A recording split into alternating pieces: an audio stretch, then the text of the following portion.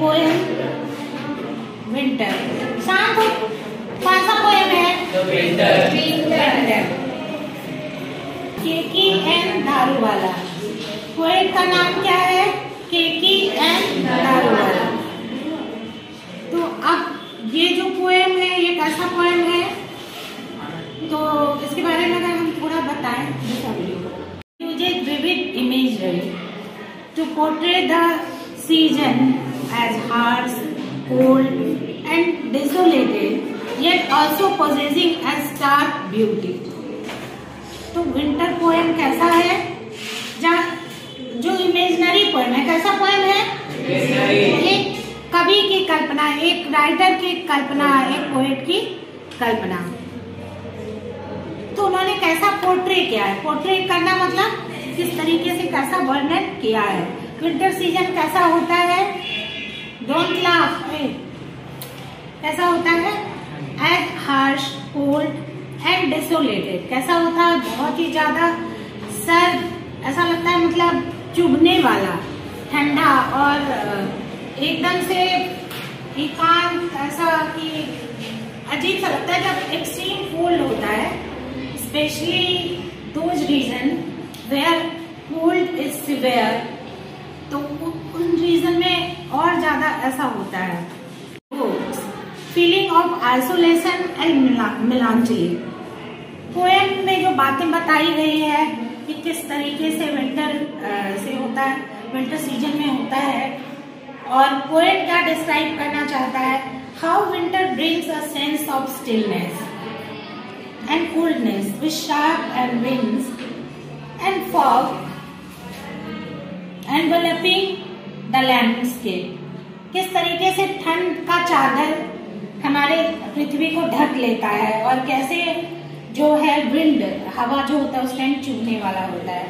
The poem highlights the contrast between nature's beauty and discomfort it can bring.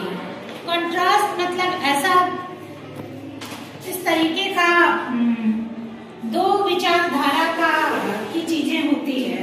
हाँ, एक तो प्रकृति की खूबसूरती, एक तो प्रकृति कितना सुंदर है, और दूसरा इसका हार्शनेस, कितना ज्यादा ये चुभता है, कितना ज्यादा ये हम लोगों के बॉडी को अनकंफर्टेबल बनाता है।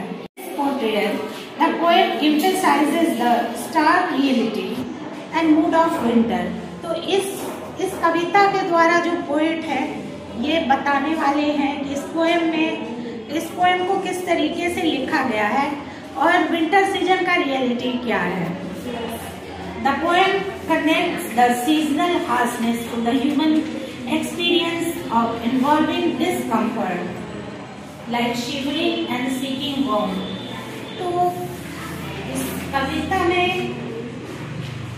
ये बताया गया है कि human being how like shivering, और जो है एक कंफर्ट चाहता है, एक आराम चाहता है, इस ठंड से बचने के लिए एक कंफर्ट और एक आराम चाहता है।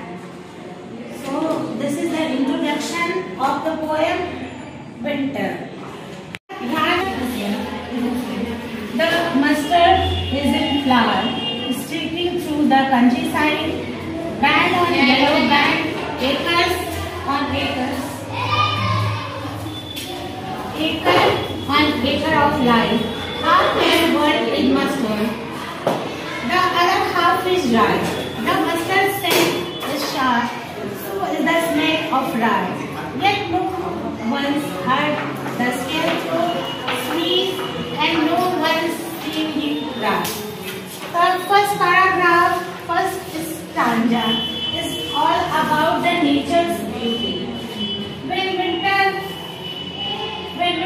enters, then mustard is in flower, streaking through the countryside, band on yellow band, acre on acre of light. Half this world is mustard, the other half is rye.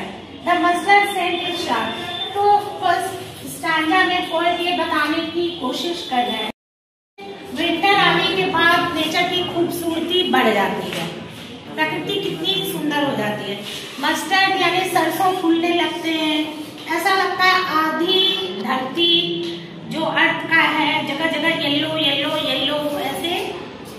होता है और the other half is dry. The mustard scent is sharp, so is the smell of rye. राई भी बोलते हैं ना mustard को, राई। तो ये भी पोर्ट्रेट किया गया है यहाँ पर, किया तो नहीं है इसका मीनिंग, बट तो ऐसे राई का सेंट भी होता है ना, सरसों का कैसा होता है, खुशबू भी होता है, फूल जब लगता है तो उसकी खुशबू भी होती है। Yet no one's heard the scarecrow sneeze and no one's seen him cry। तो यहाँ पे नीचे देखिए ये स्टार दिया है, यहाँ पे देखिए ये वाला वर्ड में क्या दिया है, स्टार, और स्टार को नीचे डिफाइन किया है। यहाँ पे डिफाइन क्या नहीं है, लेकिन बुक में आई थिंक है, बुक में है क्या डिफाइन क्या, देखिए these verses are from much longer poem in which a scarecrow watches the season come and go।